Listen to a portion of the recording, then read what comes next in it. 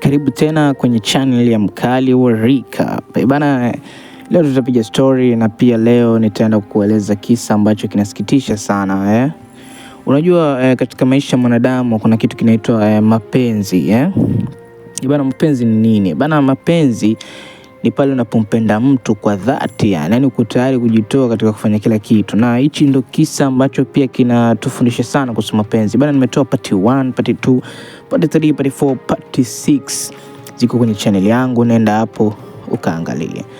Bana, tunaanza story yetu na Nabii Yakub ambaye alimpoteza mwanake alipokuwa mdogo sana, alipokuwa akiwa na miaka katika 10 hapo, na mpaka Nabii Yusuf amekuwa mkubwa. Nabii Yusuf amekuwa mkubwa kabisa, ni kijana, ameenda Misri, amepatikana na mtihani mpaka mwisho anakuwa gavana wa Misri. Sasa siku hiyo ikafika, baada ya changamoto nyingi sana, ikafika siku ambayo wawili ambao walikuwa wanapendana sana ndo leo wanakwenda kukutana. Yani hujamuona mtoto wako kama miaka 40 na mpaka Nabii Yakub anasikia habari kwamba Yusuf anakuja, anaona moyo unaenda mbio, anaona moyo unampiga, anaona kama haamini vile. Alipoambiwa tu baba, alipoambiwa na wale wanake kwamba baba Yusuf yule pale, basi roho haikumpa. Alitoka kwenye ngamia mbio mbio. Hakutaka kujua kama ataanguka ama haanguki, basi alitoka mbio kwenda kumkimbilia mtoto wake.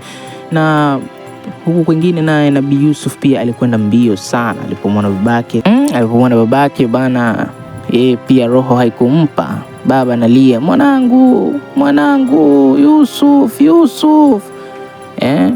Ndo wakakutana hapo siku ya kwanza, wakakutana baada ya miaka mingi. Yakubu anamwambia Yusuf, niache nikuangalie mwanangu, niache nikuangalie. Analia sana. Bana, kisa hiki kinatufunza nini bana? Kwa namna moja ama nyingine kwamba subra, mapenzi yanataka subra.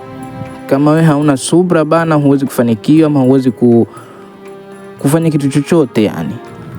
Sasa ndo hapo Nabii Yakub alipokuwa na subra na Nabii Yusuf mpaka zile changamoto alizozipitia mpaka leo anakutana. Yote hii ni mapenzi ya dhati ambayo yana subra ndani yake. Sio unanielewa mpenzi mtazamaji? Bana, Nabii Yusuf akamleta Nabii Yakub ambaye ni babake kwenye kasri lake na kumuonesha kwamba hapa mimi ndio naishi na Mwenyezi Mungu ndio aliyenibariki mimi kuwa gavana wa hapa Misri. Basi Nabii Yakub akamwambia wale ndugu zake ambao walimfanyia kitendo kibaya, na Yusuf akamwambia, angalieni ndugu yenu mumemfanyia kitendo kibaya na bado ana upendo na nyinyi, na bado ana wathamini yani. Na hapo ndipo wakamsujudia. Manake Nabii Yusuf aliwahi kuota ndoto kwamba nyota na mwezi zinamsujudia. Basi leo ndo hiyo ikatimia kwamba babake na ndugu zake wale wakamsujudia. Bana, kisa hiki mimi kwa kweli kilinihuzunisha, sisemi rongo, kilinihuzunisha sana bana. Kama hujaangalia part 1, part 2, part 3, part 4, part 6, basi nenda kaangalie, kisha wewe mwenyewe utakuja kunielewa bana. Hii ndo final series yangu ya Nabii Yusuf.